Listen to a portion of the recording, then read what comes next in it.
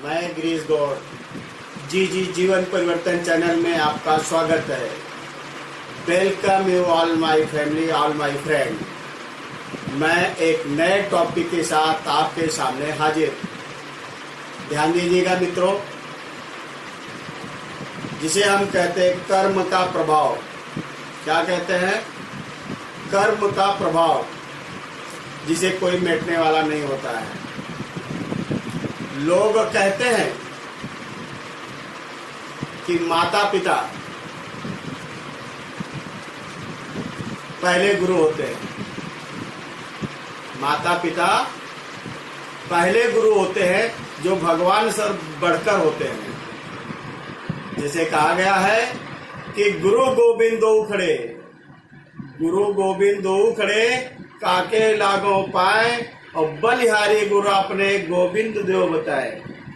कहने का भाव कि गुरु और भगवान दोनों खड़े हैं, तो हम सबसे पहले किसका नमस्कार करें, किसका प्रणाम करें?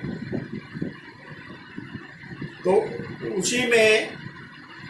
उसी संदर्भ में कि सबसे पहले जो गुरु है, गुरु वही होता है जो ज्ञान देता है। गुरु वही होता है जो ज्ञान देता है। तो सबसे पहले हमें ज्ञान माता पिता ने दिया है। जब हम अज्ञानी थे, मुझे कुछ नहीं पता था, हमें बिठाए, शीशी किए तो हमने पेशाब कर दिया, टॉयलेट किया। तो हमें सबसे पहले ज्ञान माता पिता ने दिया, उंगली पकड़कर चलना सिखाया। उसके बाद दूसरा गुरु हम स्कूल में गए, शिक्षा गुरु मिले। तीसरा गुरु आध्यात्मिक गुरु मिले। लेकिन गुरुओं को भगवान से बड़ा बताया गया, क्योंकि भगवान के अंदर एक गुण होता है। अब एक गुण का मतलब आप लोग ध्यान दीजिए। भगवान ने सूरज बनाया है, भगवान ने सूरज बनाया है। कितना सूरज है? एक है। और एक ही सूरज पूरी पृथ्वी पर, पूरे ब्रह्मांड, पूरे विश्व को उजाला और धूप देता है। किसे कितना लेना है वो ले ले।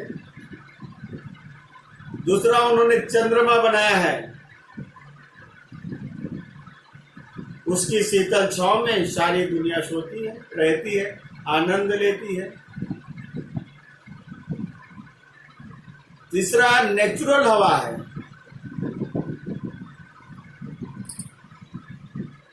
जो गरीबों को ज्यादा मिलती है, अमीरों को कम मिलती है, क्योंकि वो एसी में रहते हैं। उनको नेचुरल हवा कम मिलती है, और कम लेने के लिए बोला जाता है। जब वो बीमार होते हैं तो डॉक्टर उन्हें सलाह देता है कि आप थोड़ा नेचुरल हवा में बैठा करें।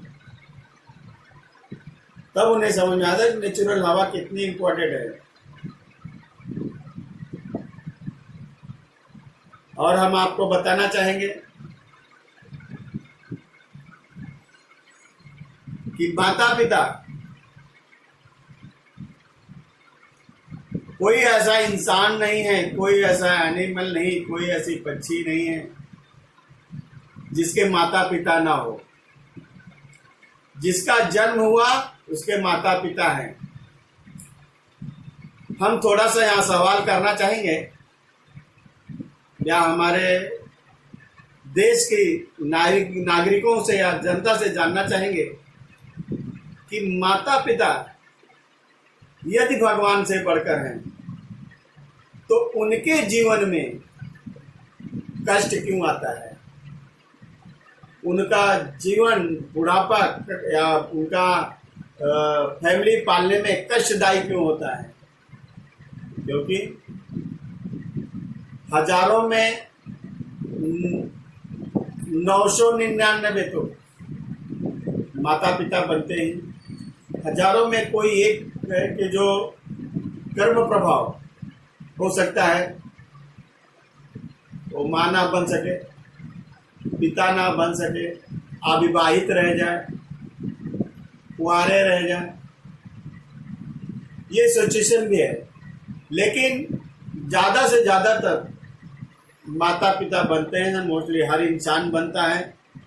तो जब वो माता पिता बनता है, जब वो भगवान से भी बढ़कर है, तो उनके जीवन में कष्ट क्यों आता है, ये हम थोड़ा सा आप सबके सामने विश्लेषण करना चाहेंगे और आपको बताना चाहेंगे कि उनके जीवन में कष्ट क्यों आता है, उसका रीजन क्या हो सकता है। सबसे पहला रीजन, या अगर उनके 4 बच्चे हैं, अगर उस माता पिता के 4 बच्चे हैं, तो वो चारों को एक समान नहीं मानता, ये पहला कारण है। किसी को ज्यादा देगा, किसी को कम देगा, किसी को कुछ नहीं देगा, किसी को मुंह से ऊपर से दुआएं देगा, किसी को दिल से दुआएं देगा, लेकिन वो भले ये समझ ले कि मेरे देने से मिलता है, ऐसा कदाप नहीं हो सकता है, क्योंकि सबका मालिक एक है, वो ईश्वर उनका भी मालिक है। अगर वो कहीं अन्याय कर रहे हैं, उनका तो नियम ये होना चाहिए कि जैसे ईश्वर ने सूरज दिया है, सूरज पूरी दुनिया को समान धूप देता है, इसी प्रकार माता पिता के जो हर 4 बच्चे हैं उनको बराबर देना चाहिए, बराबर प्यार रखना चाहिए। ये उनकी जो कम ज्यादा करते हैं, ये उनके कष्ट का कारण होता है।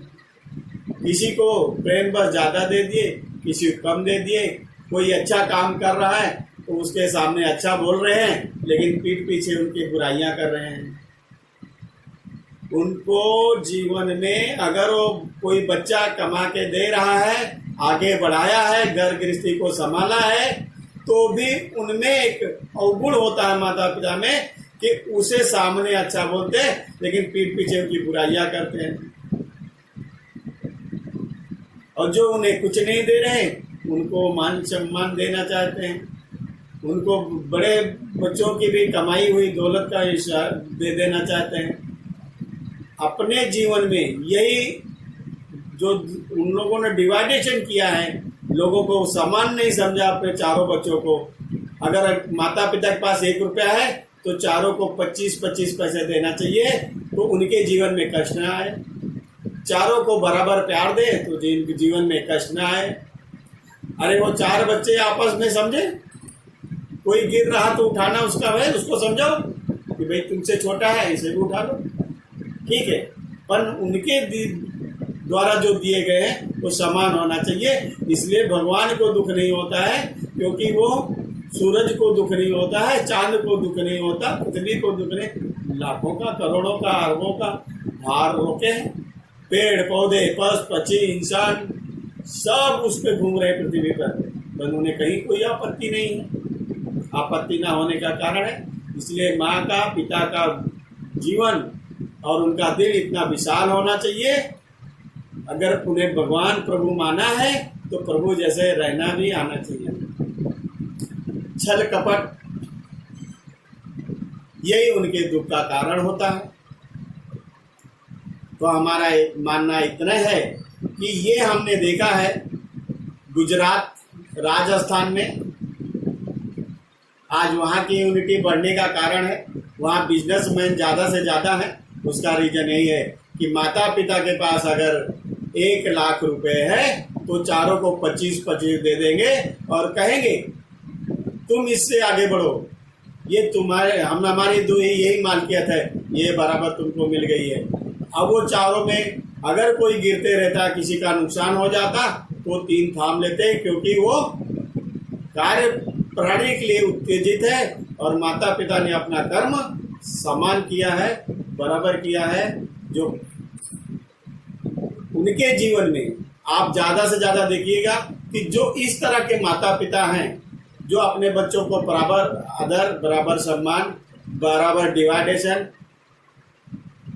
दिया है, जो उनके हक में है माता पिता की, उनको सबको अगर बराबर दिया है, वो माता पिता जीवन में कभी उनको दुख नहीं आता।